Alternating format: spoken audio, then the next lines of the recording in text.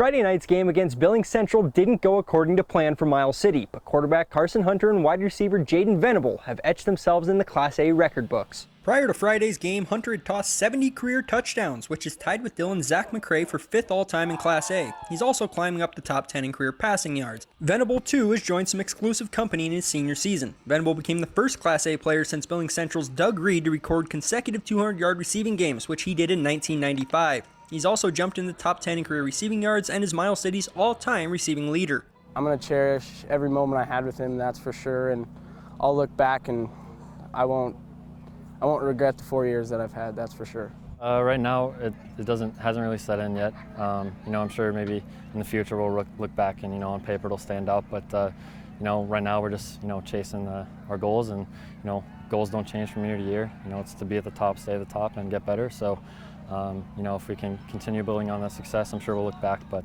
not trying to get caught up in it right now. The two have grown up playing pitch and catch with each other since they were in elementary school, and that chemistry has blossomed on the field this year. It's not just on the football field, though, as the two have a special connection on the diamond, too. Jayden and I used to run relays with each other, and we always thought that was a blast. And Jayden does basketball off by himself, but then on the baseball field, Jayden's our dog, he's our catcher, and love that relationship with him, especially when I get to come in and pitch. There's no one else I'd rather throw to, so he's the kind of guy you want your foxhole to go through battle with. So appreciate him and how we've grown together. We just kind of read each other really good. He knows where I'm going to be. I find him, he finds me, and we just click.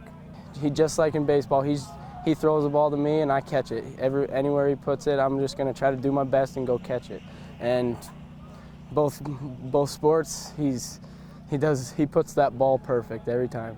Hunter and Venable aren't finished writing the final chapter of their athletic careers yet, but they've left quite the mark on the programs in Miles City. You don't get blessed that much to have that very often, and Jayden's just a great player and a hard worker, and Carson's had a rough night tonight, but I've never seen him have a rough night before, so sometimes that happens.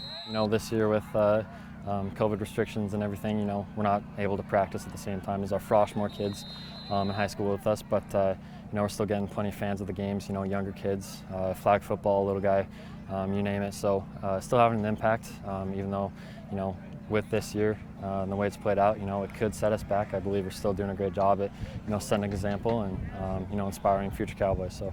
Miles City will host Laurel next weekend in the final game of the regular season as the Eastern A's #2 seed is up for grabs. There's still plenty of time for Hunter and Venable to climb up the Class A record book. For MTN Sports, I'm ALEC BOFINGER.